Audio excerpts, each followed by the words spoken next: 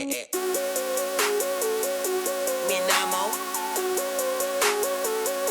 te amo, me amo, yo, ay. Zion and Menamo, Jabingi is the motto. The bass gon' puff you up, you like it tough, then arigato. Bubba bouncing, always indie, so bump me in your busy, bubba bump me in your busy.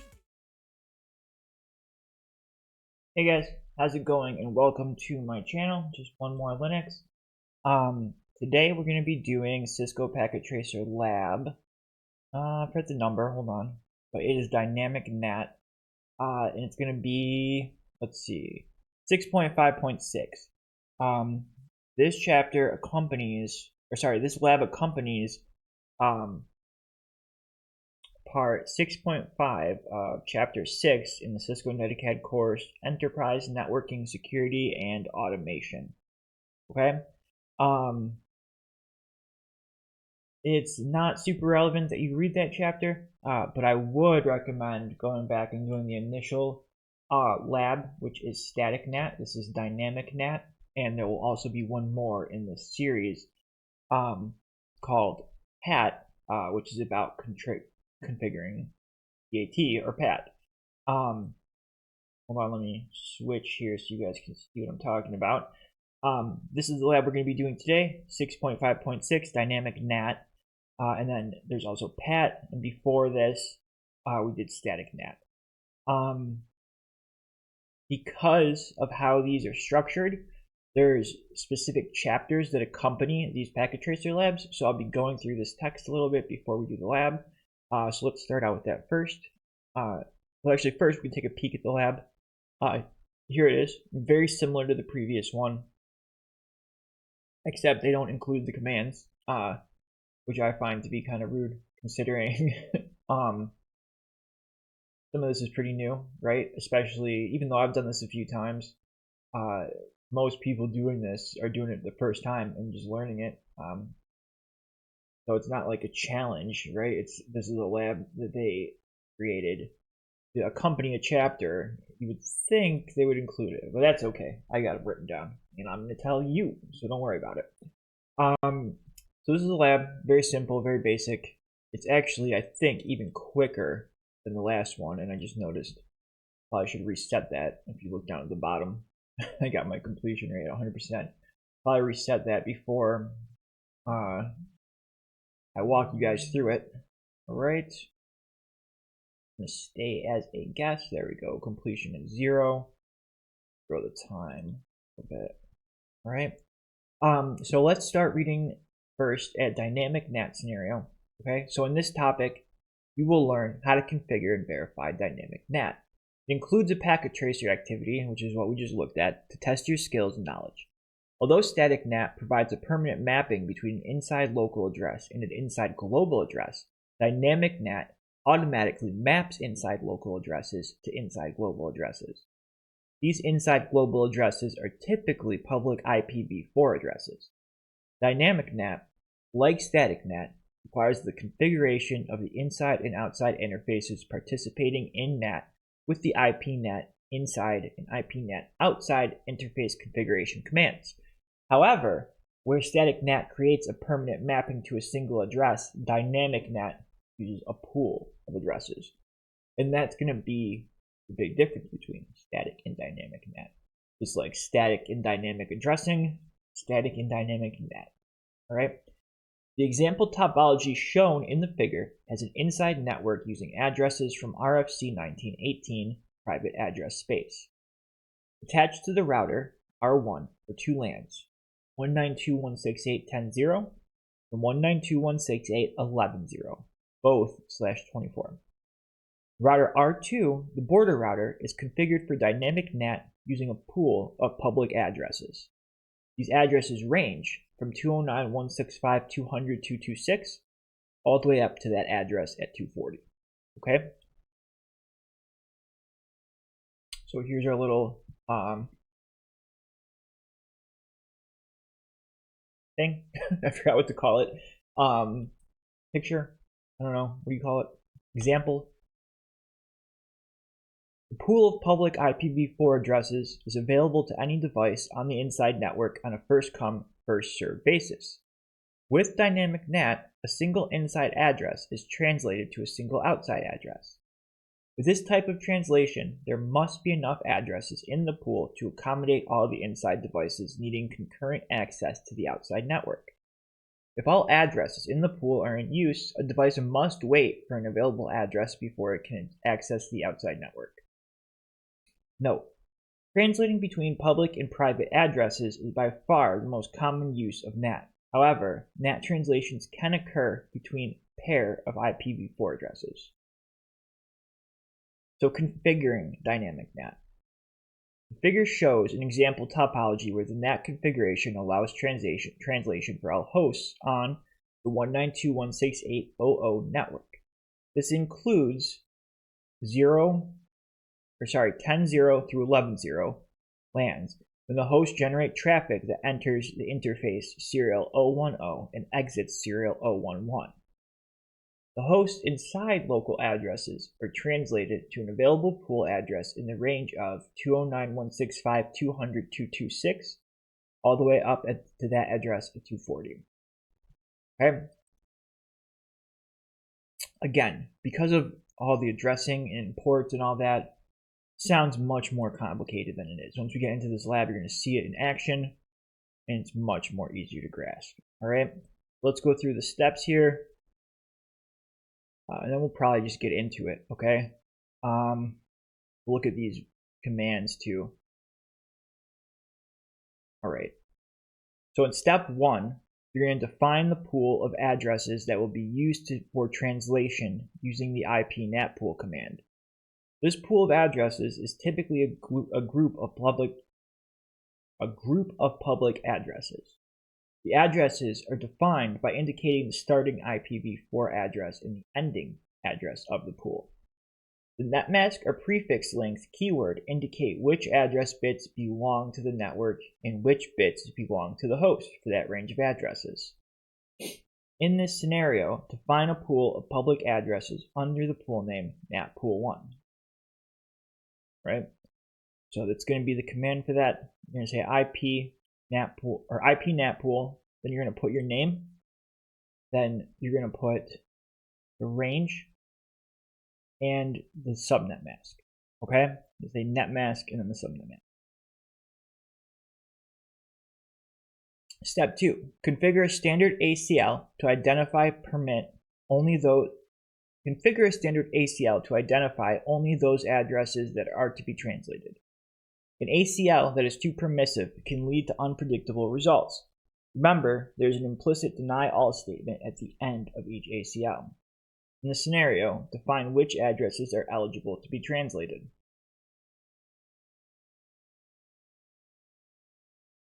Bind the ACL to the pool using the following command syntax, which is going to be IP NAT inside source list, and then we're going to have our access list number or name, and then we're going to say pool, and then we're going to have the pool name. Okay, so here's the example: IP NAT inside source list 1 NAT pool 1. Okay.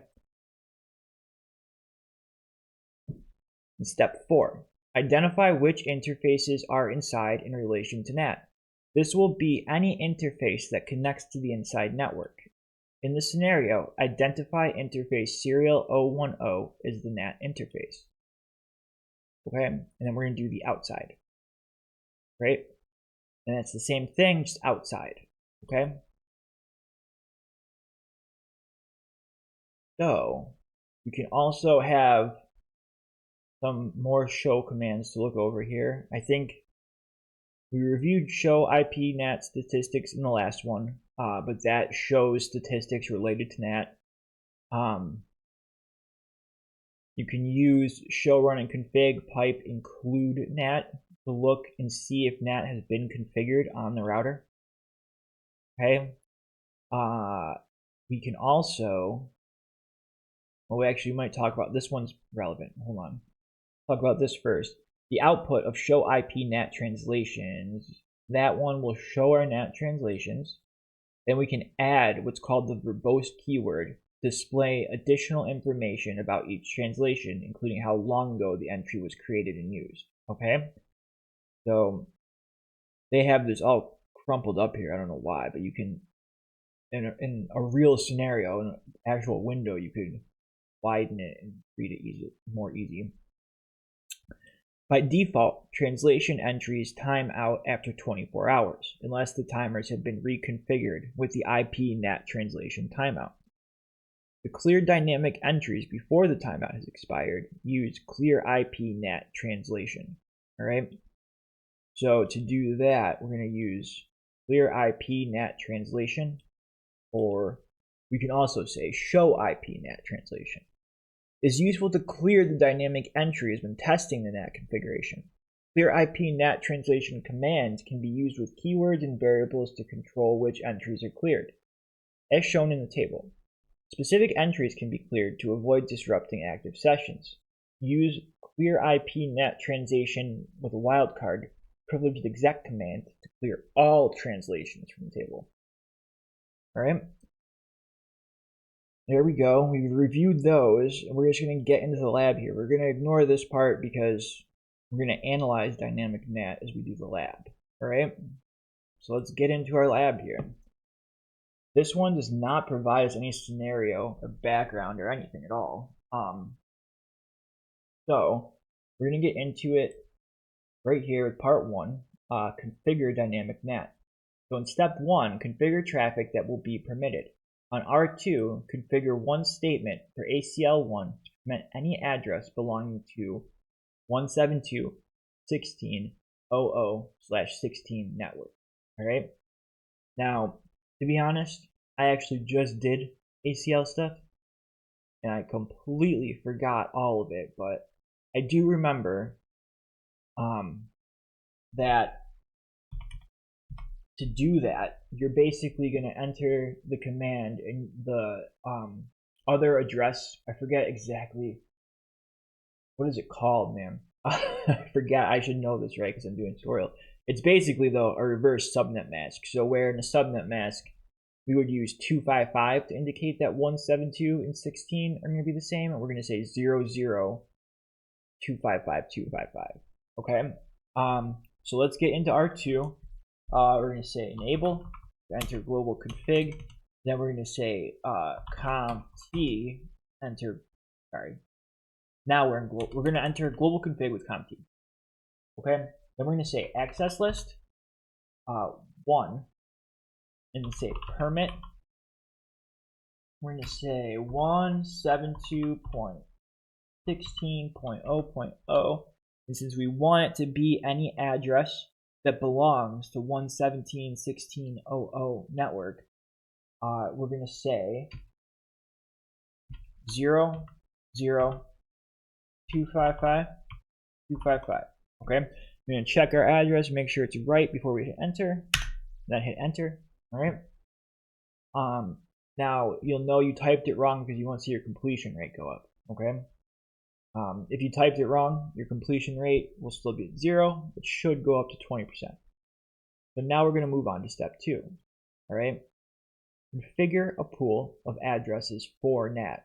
Configure R2 with a NAT pool that uses 2 addresses in the 209.165.200.228/30 address space. All right.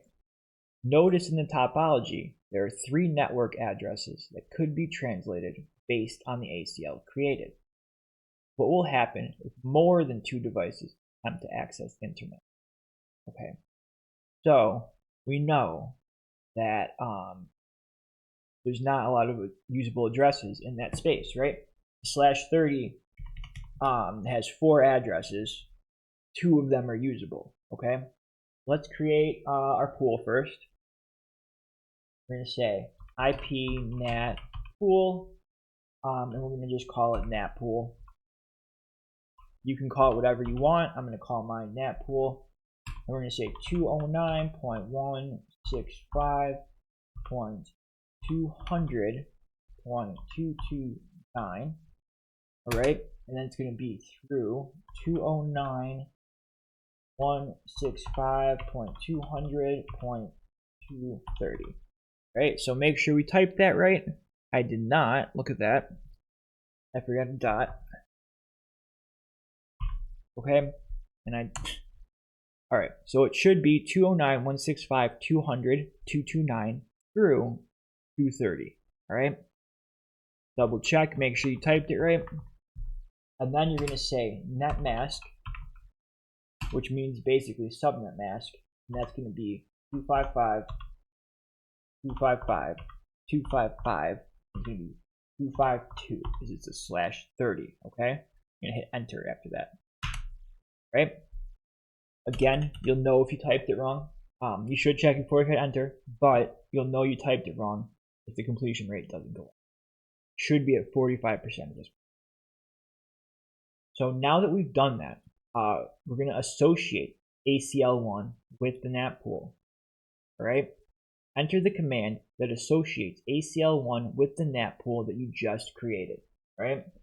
So now we're going to do the final step in this little process here, and we're going to say IP NAT inside source list one pool is going to be NAT pool or whatever you typed, okay? Hit enter, okay? Now if you didn't type NAT pool, don't put NAT pool in that command, right? That's the name of the pool. So then we're going to move on to step 4 here. We're going to configure the interfaces, right? So this is pretty simple, considering there's only 2 options on this router. As we can see, we have serial 000 and serial 001. And on this side is 000, okay? So we're going to go into interface serial 000. And we're going to say IP NAT outside, okay? And then we're going to hit serial interface. Oh geez, I already forgot. I think it was 001. Yeah, 001. Sometimes they're not like that though. Sometimes they use them out of order. Sometimes it'll be like 000 and 010, you know? Serial interface 001. Okay. Oh geez, I typed that backwards. Can't win them all, right? Interface serial, okay? And then we're just going to say IP NAT inside on this one, okay? And that should bring you up to 100%. That should have your lab complete. If it's not, you've misconfigured something. This is pretty straightforward. So if you can't figure out what you mistyped, I suggest just resetting it and going back through it. What did that take us all? Like 3 minutes, and that was mostly just me explaining it and reading aloud. If you're doing this on your own and you're just mailing them in, you can probably enter them pretty quick. So easy to troubleshoot. If you're not at 100%, go back and check. If you are at 100%, then you can move forward with the rest of this, and we're going to test it now. We're going to verify our NAT implementation, right? So in part 1 of this, we're going to access services across the internet. So first we're going to use L1, or it doesn't matter, I guess. So from the browser of L1, PC1, or PC2, access the server. All right, so pick one. I'm going to go with L1 first because it's what they said. I'm going to go to my desktop here, open my browser. And then we're going to access the server. We're just going to put in its IP address, which is on the topology right here, okay? It's right here at the top, 209.165.2015, okay? And then enter it in, 165.2015, okay? And I'm going to actually copy it. Oh, geez, I mistyped it. All right, so when you enter it right, that's what you will see. This little website that says server 1, welcome to server 1. All right, now we're supposed to test all of them. All right, so next I'm going to do PC1. Desktop. Go to our web browser here. paste it in because we copied like a G. There we go. That works, right? Now we're going to go to the next one. Now we know that we only had 2 usable addresses in our range, right? So what do we think is going to happen when we go to try and open this web page now? Is it going to open?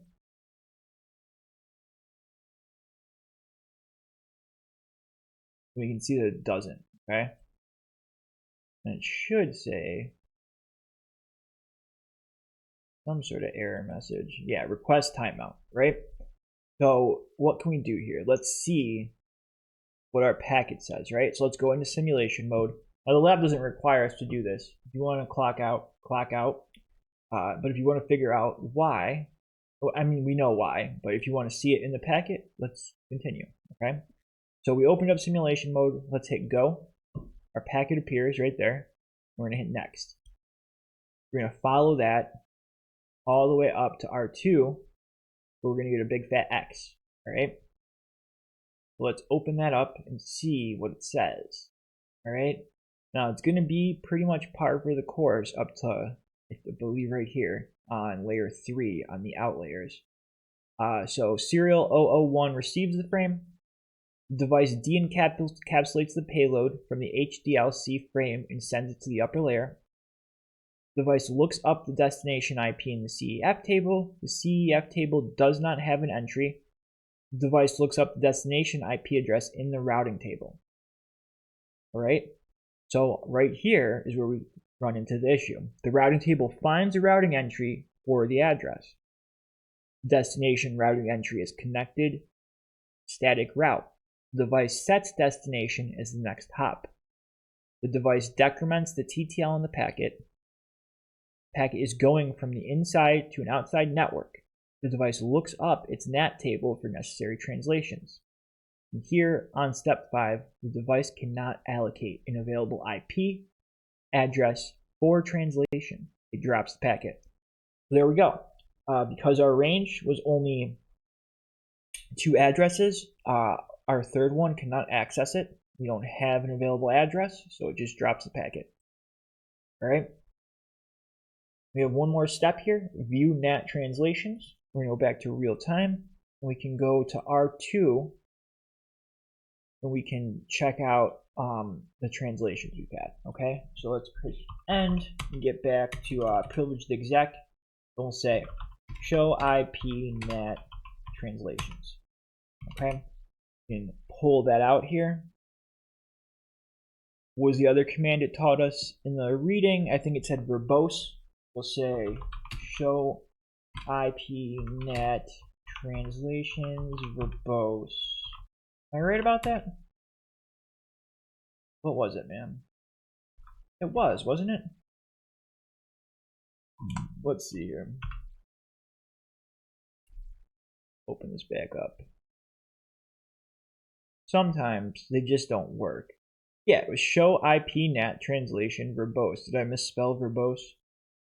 Probably. Let's see. I did not. Alright, well sometimes show IP NAT translation verbose, show IP NAT translation, yeah. Alright, sometimes they just don't work. Sometimes packet tracer or the router that's being used in packet tracer isn't up to date with the text. Looks like that's not going to work for us. So try it one more time. Show IP NAT.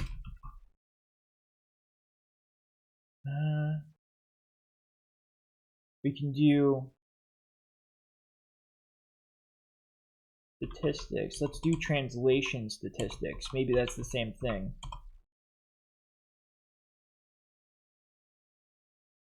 Oh, sorry, that's the definition. So let's just do statistics, because we can do that as well. So I guess you can see what I did there. So annoying. You accidentally enter that command, right? And it gets stuck trying to do. When you get stuck in this, the quick solve for this is to come down here and hit the fast forward button. Okay, it'll get you out of it. Okay, so let's do show IP NAT statistics, as we can't do the other one. It would show us in using the question.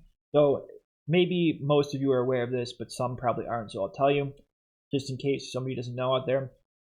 So we say show. We know the first part, show IP NAT, right? We get up to that part, and we know that there's a couple options we have. We can put a question mark, and that will show us the option. So we can say statistics or translations. Okay.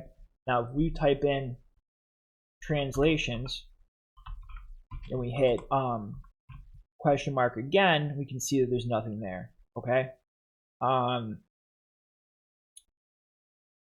It just must not be on this router, I guess. I don't know. I'm not going to look that deeply into it. But anyways, we entered the statistics up here. We can see our total translations are 2 dynamic, 2 extended. We have 15 hits, 64 misses. Here we can see our access list 1 pool, count, pool, net mass, blah, blah, blah. All right, pretty interesting. It's useful if you need it. If you don't need it, basically just a bunch of information. So anyways, that's it. That's this lab, you know. That's Dynamic NAT. A little bit more complicated than static NAT, but has its uses. Not really much else to say about it. Like I said, these concepts are much easier understood when you do the lab, right? And I'm sure you're listening to that chapter or listening to me read at the beginning of this lab and you're like, this seems complicated. But after doing this lab, not so much, right? It's pretty simple. Not a hard concept to grasp. So if you enjoyed this and you want to keep learning about NAT, join us in our next lab about PAT or PAT. And thank you for watching. Enjoy your night.